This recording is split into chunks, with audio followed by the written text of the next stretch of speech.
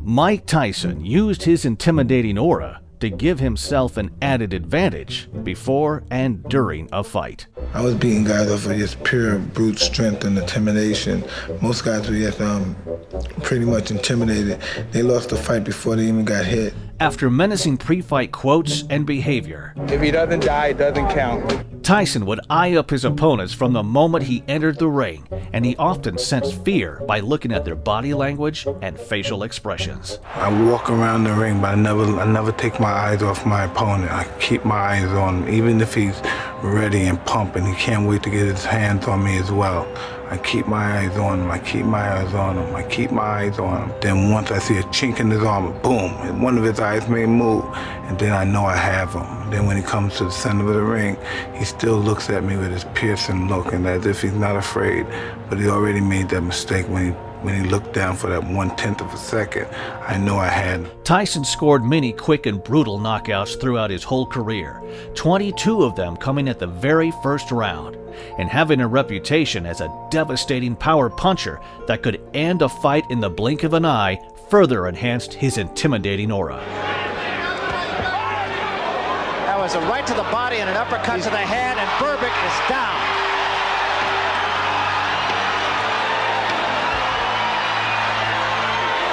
It's over.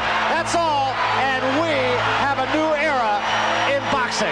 The best example of Tyson's intimidation affecting an opponent before a fight came on June 27, 1988, when he faced Michael Spinks in a huge unification fight for all 4 heavyweight championship belts. Now we'll see who's the champion and who's the chump. Both men were undefeated.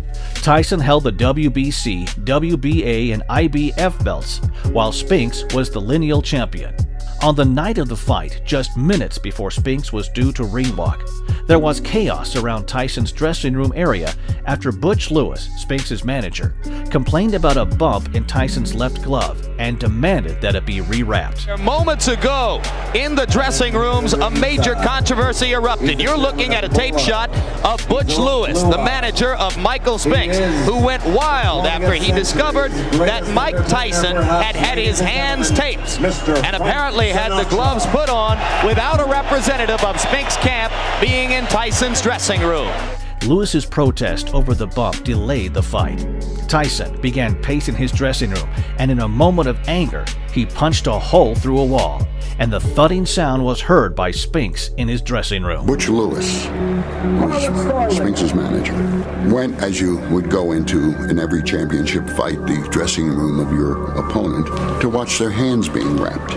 I had just finished taping his hands, and so Butch Lewis tried to make a thing about it. Which so aggravated Mike, who was already on edge, that he threw his hand out through a wall. Spinks had heard that, and that it was the sound of Mike punching the hole through the wall which had prompted Michael to be reticent about coming into the ring.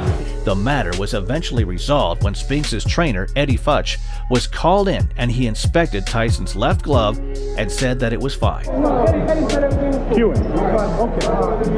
As Butch Lewis and everyone else involved left the dressing room area, Tyson turned to his trainer, Kevin Rooney, and said, "You know, I'm gonna hurt this guy." Legendary trainer Emmanuel Stewart was at the fight and went to check on Spinks during the delay and compared him to a deer caught in the headlights.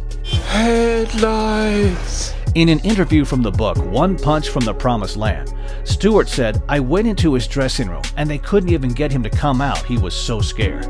He was a nervous wreck, really freaking out. 20 minutes after he was originally due to ring walk, a visibly nervous Spinks left his dressing room and made his way to the ring." Mike Spinks makes his way as the crowd touches him. He has more of a look of concern on his face as he makes his way to the ring. Oh, to see this. Michael Spinks makes his way into the ring. In contrast, Tyson marched to the ring without a robe, bare-chested and dripping with sweat, with a deafening drone noise chosen as his entrance music. This heavy metal sound that you hear is Mike Tyson about to make his way in, I believe. The sound is deafening here in the arena, so I won't try to yell over it. It's interesting to note that Mike Tyson selected as pre-fight music just noise. Every once in a while you hear the clanging of chains.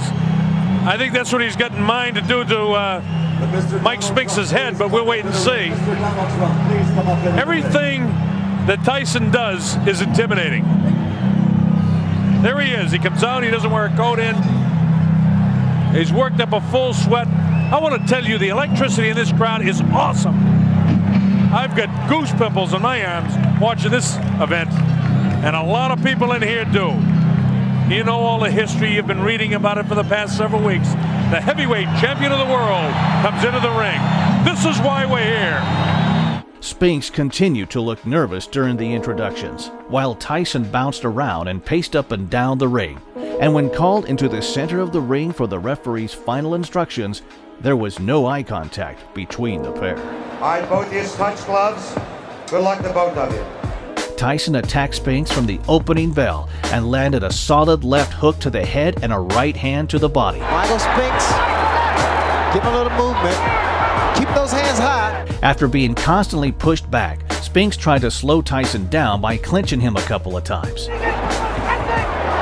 Tyson not afraid, as we expected, and Spinks ready to mix it up with him. A minute into the contest, Tyson attacked Spinks along the ropes, and a left uppercut followed by a right hand to the body forced Spinks to take a knee. Uppercut landed inside, and Spinks went down.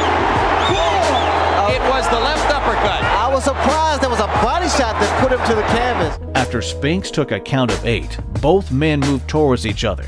Tyson rolled with a right hand from Spinks and responded with a left-right combination that landed flush on the jaw and put Spinks down again. A right hand right on the chin. 6, 7, 8. Spinks was unable to beat the count, and the fight was over after only 91 seconds. He's not going to make it. It's all over.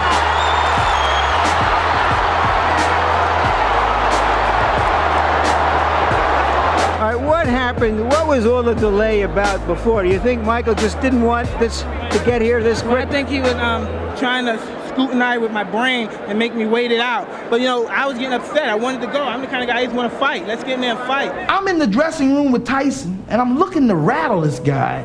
I walk in, and he's punching, standing there. He and Rooney's putting something on. He's punching holes in the wall. I'm like to myself, oh no, this guy's getting ready to fight my guy, my little guy. And he's punching holes in the wall before he goes out to fight? Oh no.